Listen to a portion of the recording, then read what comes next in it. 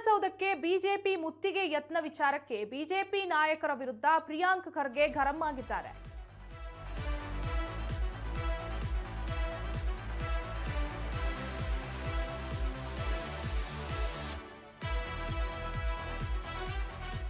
ಸಚಿವ ನಾಗೇಂದ್ರ ರಾಜೀನಾಮೆಯ ಕುರಿತು ಬಿಜೆಪಿ ಏನು ಪ್ರತಿಭಟನೆಯನ್ನ ಮಾಡ್ತಿದೆ, ಅದಕ್ಕೆ ಪ್ರಿಯಾಂಕ್ ಖರ್ಗೆ ಗರಂ ಆಗಿದ್ದಾರೆ.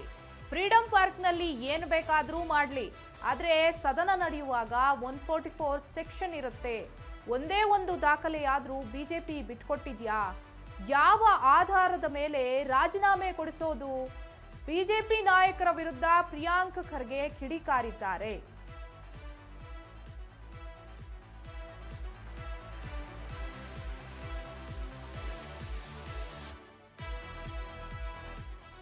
ವಾಲ್ಮೀಕಿ ಹಗರಣದ ಆರೋಪದ ವಿರುದ್ಧ ಬಿಜೆಪಿ ನಾಯಕರು ತೀವ್ರ ಪ್ರತಿಭಟನೆಯನ್ನ ಮಾಡ್ತಿದ್ರು. ಸಚಿವ ನಾಗೇಂದ್ರ ರಾಜೀನಾಮೆಯನ್ನ ಕೊಡಬೇಕು ಸಚಿವ ಸ್ಥಾನಕ್ಕೆ ಅಂತ ನಿರಂತರವಾಗಿ ಪ್ರತಿಭಟನೆಯನ್ನ ಮಾಡ್ತಿದ್ದಾರೆ ಬಿಜೆಪಿಯವರು. ಇದೀಗ ಅವರ ಜೊತೆಗೆ ಜೆಡಿಎಸ್ ಕೂಡ ಸೇರ್ಕೊಂಡಿದೆ.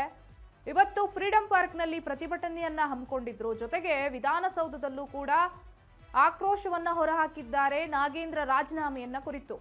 ಈ ವಿಚಾರಕ್ಕೆ ಗೃಹ ಸಚಿವ ಪ್ರಿಯಾಂಕ್ ಖರ್ಗೆ ಹೇಳಿಕೆಯನ್ನ ಕೊಟ್ಟಿದ್ದಾರೆ. ಸದನ ನಡಿಬೇಕಾದಾಗೆಲ್ಲಾನು ಸೆಕ್ಷನ್ 144 ಇರ್ತದೆ. ನಿಮ್ಮ ಮುಖಾಂತರ ನಾನು ವಿನಂತಿ ಮಾಡ್ತಾ ಇದ್ದೇನೆ ನಮ್ಮ ಬಿಜೆಪಿ ನಾಯಕರಿಗೆ, ದಯವಿಟ್ಟು ಫ್ರೀಡಂ ಪಾರ್ಕ್ನಲ್ಲಿ ನಿಮ್ಗೆ ಪರ್ಮಿಷನ್ ಕೊಟ್ಟಿದ್ದೇವೆ, ಅಲ್ಲಿ ನೀವು ಹೋಗಿ ನೀವೇನಾದರೂ ಮಾಡ್ಕೊಳ್ಳಿ, ತೊಂದರೆ ಇಲ್ಲ. ಇಲ್ಲಿ ನೀವು ಬಂದರೆ ಸೆಕ್ಷನ್ 144 ಜಾರಿ ಇದೆ, ನಾವು ಕ್ರಮ ತಗೋಬೇಕಾಗ್ತದೆ. ಸದನ ನಡೀತಾ ಇದೆ, ಒಳಗಡೆ ಬನ್ನಿ, ನೋಟಿಸ್ ಕೊಡಿ, ಚರ್ಚೆ ಮಾಡಿ.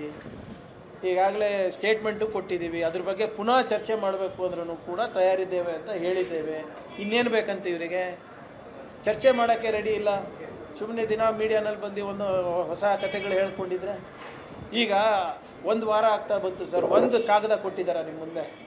ಸದನದಲ್ಲಂತೂ ಇಟ್ಟಿಲ್ಲ. ತಮ್ಮ ಮುಂದೆ ಏನೋ ಕೊಟ್ಟಿದ್ದಾರಾ? ಇದು ಸುಮ್ಮನೆ ಹಿಟ್ ಆ್ಯಂಡ್ ರನ್ ಆಗೋದು ಬೇಡ.